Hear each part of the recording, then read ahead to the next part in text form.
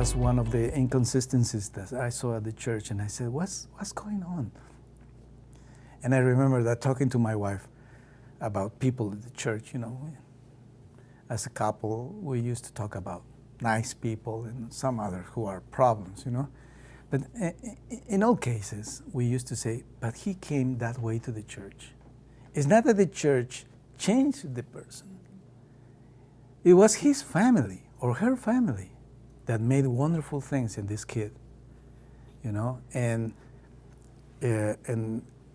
the faith in Jesus is added to that discipline or those values who come from the Lord, And on the other hand, you had the same way, people who were very problematic, and no matter how much they believe in Jesus, they were just making a mess everywhere. And the church does very little to change people's worldview, but they need to work on that. Otherwise, they will fail in their faith, as I saw with my friends through the years.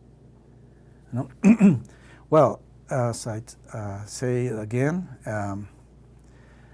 talking about biblical worldview, you need to understand that you have to be always confronted by something. It doesn't matter how big can it be, with your family, with your personal life.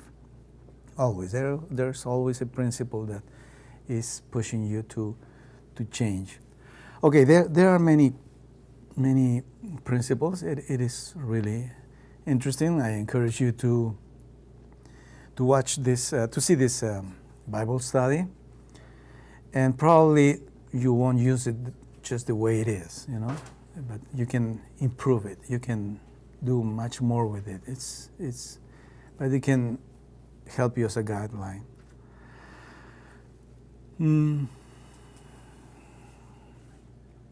Another thing that I've seen is that working in rural communities, as this example of the rats,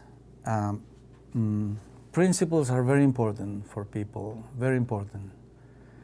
And helping them how to get them into their lives it may be a kind of artistic thing, but you have to find a way to do it, But there are some cases where they have the opposite principle, for instance, how they treat women,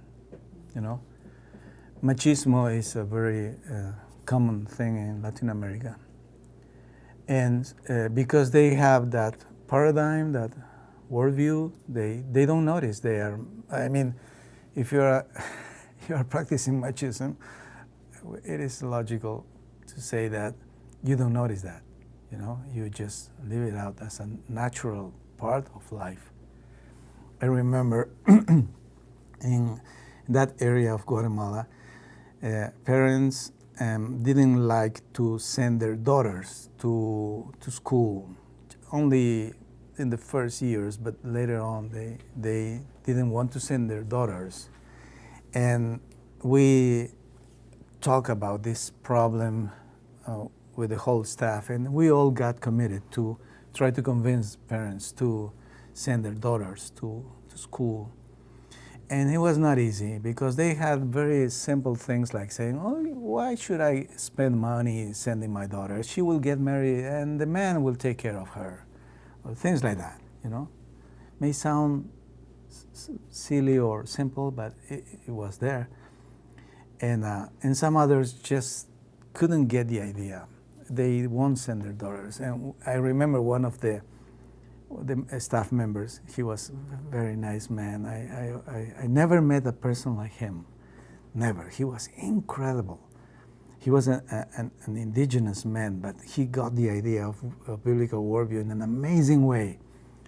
And he told me this, look, I was walking with this man, trying to convince him to send his daughter to school. And there was no way for him to understand this. Okay, and we were talking, and all of a sudden, we stopped in front of the school. And you know what? In those communities, most teachers, if not all of them, are not from the village or even from the tribe. They come from the city, They are city people, most of teachers, all of them. But what was interesting was that in this school there were kind of 10 teachers and 9 of them were women. But they were city women, you know? And he told me, you know, I was trying to convince him, you know, and there was no argument, valid argument for him. And all of a sudden, the bus stopped in front of the school, and I saw all the women coming down. And I said, okay, look, do you think that a teacher is a better person than you? And he said, yeah. Do you think he's more educated and he's a person that can do much more money than you? And he said, yes, of course. And he said, yeah, look, they all are women. And he saw the teachers, and they were women. And he said, oh, yeah, I can't believe it. You know, what was interesting is that he saw them every day, but never came to his mind. And in that moment, it was a kind of revelation for him that his daughter could be one of them. You know, a paradigm is something that can help you to see things, but at the same time, it's something that can, you know, just veil your mind, and you never think about that. So, why I'm talking about this is, sorry.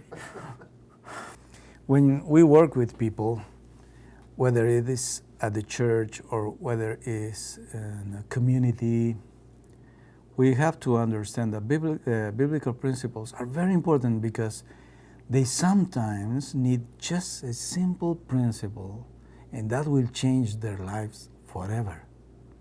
But it happens that it's not there. They may have an opposite principle, like for instance machismo.